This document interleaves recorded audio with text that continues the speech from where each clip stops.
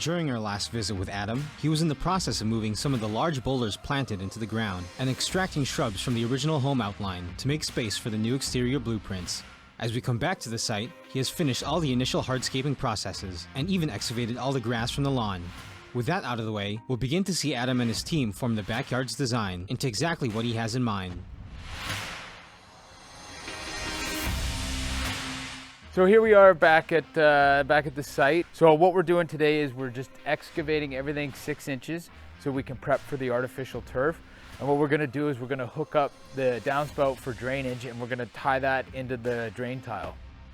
And there's gonna be a garden wall here, and then in a couple minutes we're gonna have a truck come in and you'll see the footage of us loading the truck.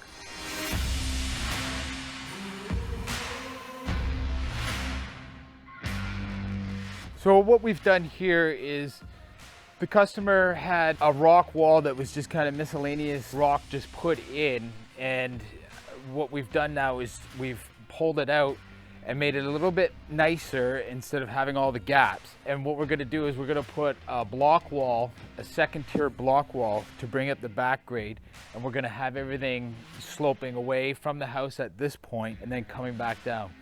So with these rocks, doing a natural stone wall, I wouldn't typically use these rocks the way they are, but we had to use them just to meet the budget that the customer had. Saving the customer money and meeting the budget, we've had to use these to create the first tier garden wall.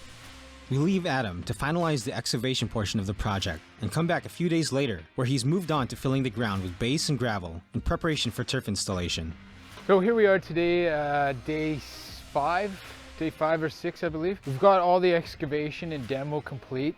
And what we're doing now is we're bringing in some 3/4 clear gravel for a sub base for the retaining wall and backfill. And we've got crusher dust over here, which is good for compaction and grading for the few square feet of paving stones that we're laying here. And then we've got road base here that we're gonna bring up the grade 5 to 6 inches of sub base for preparation and laying the artificial turf. And then in this section here, there's gonna be an elevated putting green, which should turn out pretty nice. Towards the end of the day, they remove some older garden border edging next to the pre-existing fence to make room for the turf rollout. The next time we visit Bailey Landscape, they'll be closing in on their project and adding the final touches before we see the grand reveal.